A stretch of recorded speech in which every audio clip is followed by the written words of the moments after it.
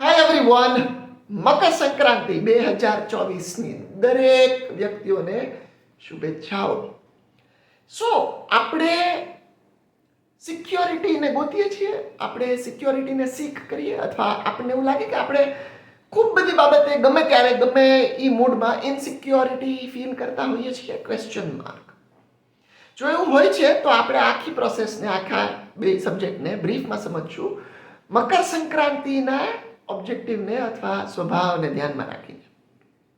પહેલી વાત, આ દુનિયા, આ વર્લ્ડ અત્યારે જે કોઈ સ્પીડમાં મૂવ કરી રહ્યું છે, બદલાઈ રહ્યું છે, અને કોઈ પણ ચેન્જીસ જે સ્પીડમાં ચાલી રહ્યા છે, કોઈ પણ બાબતે ઇનસિક્યોર ફીલ કરવામાં કોઈ જ પ્રોબ્લેમ નથી.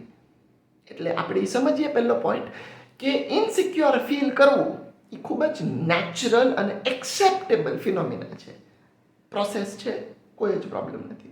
પ્રોબ્લેમ શું છે? તમને એક જ બાબતે વર્ષો સુધી ઇનસિક્યોરિટી રહે, એક જ સબ્જેક્ટ બાબતે જુદી જુદી પ્રકારની તમને ઇનસિક્યોરિટી રહે, એક જ સબ્જેક્ટ બાબતે તમને કાયમ ઇનસિક્યોરિટીના પ્રશ્નો રહે. આ એક ચોક્કસ પ્રોબ્લેમ છે. આપણે આ પ્રોસેસને થોડી વધારે સારી રીતે અને સિમ્પલ ભાષામાં સમજવાની ટ્રાય કરીએ. જ્યારે આપણે એવું કહીએ છીએ કે આપણે ઇનસિક્યોર છીએ, એનો એક મતલબ એવો થાય કે આપણે આપણી અંદર જ સિક્યોરિટીની વિશ છે, નીડ છે, ડિઝાયર છે, કે કંઈ પણ સિક્યોરિટીનું સીડ આપણી અંદર છે. એટલે જ તે આપણે ઇનસિક્યોરિટીને ડિસ્પ્લે કરીએ છીએ અથવા ઇનસિક્યોર બિહેવિયર આપણે કરીએ છીએ.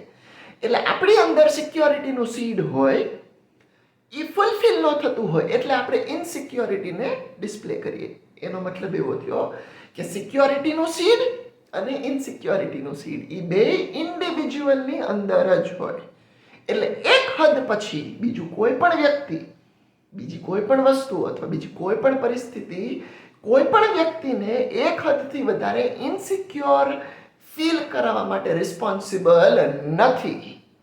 દરેક વ્યક્તિ પોતાની સિક્યોરિટી અને ઇનસિક્યોરિટી માટે એક હદ પછી પોતે જ જવાબદાર હોય છે.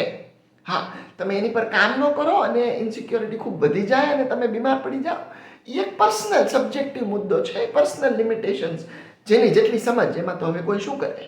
પણ રિયલિસ્ટિક અને નેચરલ પોઈન્ટ ઓફ વ્યૂથી જો બંને સબ્જેક્ટને સમજીએ તો સિક્યોરિટી અને ઇનસિક્યોરિટી દરેક ઇન્ડિવિજ્યુઅલની અંદર પડેલા સીડ્સ જ હોય. થોડી વાતને આગળ લઈ જઈએ.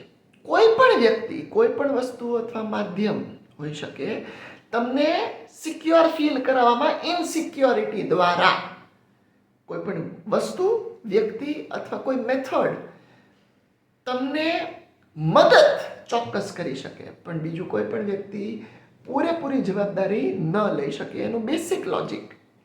આપણે એવી વાત સમજીએ કે જો આપણી અંદર સિક્યોરિટી અને ઇનસિક્યોરિટીનું સીડ જો આજથી 15 વર્ષ પહેલા પડેલું છે, જેની આપણને કાંઈ ખબર નહોતી, જે આજે આવનાર વસ્તુ, વ્યક્તિ અથવા પરિસ્થિતિ એ ટ્રિગર કરે છે, તો આજે જે વસ્તુ થાય છે પ્રેઝન્ટ મોમેન્ટમાં, એ તમારી 15 વર્ષ જૂનું સીડ કઈ રીતે સોલ્વ કરે? ન કરી શકે. મદદ ચોક્કસ કરી શકે. આજે તમારા જીવનમાં જો કોઈ ઘટના બને છે જે તમારું પાસ્ટને ટ્રિગર કરે છે, તો એ પાસ્ટ ટ્રિગર થાય છે કેમ કે તમે એ બાબતે કોઈ દિવસ કાંઈ કામ નથી કર્યું, પણ એ એની માટે જવાબદાર નથી. આજે જે થાય છે એ તમારા પાસ્ટને સોલ્વ કરવામાં તમારી અંદર મદદ ચોક્કસ કરી શકે, પણ એનો રૂટ કોઝ નથી. આપણે ઉત્તરાયણના દ્રષ્ટિકોણમાં આ વાતને સમજીએ. આપણે બધા પતંગ ઉડાડશું, પતંગ આપણે ખરીદશું અને ઉડાડશું. આપણને કોઈ પતંગ ખૂબ ગમી ગયો અને હવે આપણે એને ઉડાડતા નથી, કેમ કે આપણે એ પતંગ બાબતે ઇનસિક્યોર છીએ. જો ઉડી જાય, કપાઈ જાય તો હવે એ પતંગને તમે તમારી પાસે રાખો છો, પણ તો એ પતંગનો પર્પસ જ સોલ્વ નહીં થાય. પતંગનો પર્પસ જ ઉડવું છે. ઉડવું, કપાવવું, ફરી વખત પતંગ ઉડાડવો, એ જ પ્રોસેસ છે, એ જ આખું ફેસ્ટિવલ છે, એ જ સેલિબ્રેશન છે. શું સમજવાનું છે? સમજવાનું એ છે કે આપણામાં જો સિક્યોરિટીનું સીડ છે તો ઇનસિક્યોરિટી થ્રુ આપણે સિક્યોર થતા શીખવાનું છે. જેમ પતંગ ઉડાડીને જ આપણો પ્રિય પતંગ આપણી પાસે કેમ રહે એ શીખવાનું છે. જેમ શિપ્સ બને સેફ હોય હાર્બરમાં, એની માટે શિપ ન બને. શિપ તો સેલ કરવા માટે, ઓશનમાં રહેવા માટે જ બને. આઈ હોપ આ વિડીયો મદદ કરે.